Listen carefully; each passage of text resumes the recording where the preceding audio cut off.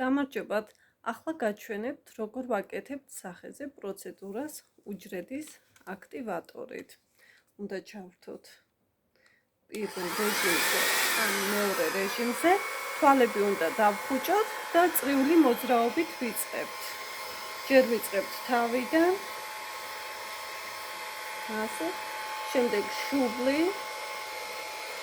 თვალები უნდა იყოს დახუჭული. თუ ლინზები გიკეთიათ, უნდა მოიხსნათ, თუ თვალზე ოპერაცია გაქვთ, ბროლის გაკეთებულია, არ ვიკეთებთ თვალებზე. თუ ჰერპესი გაქვთ, შეგიძლია დაიმუშაოთ ან კანზე გამონაყარი მეჭეჭი. აი ასე ყურზე ვიკეთებთ.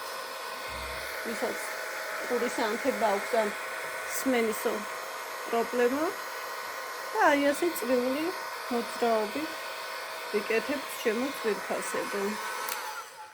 ძალიან მარტივი არის, შეგიძლიათ სახლში გაიკეთოთ დილას და საღამოს 5 წუთით.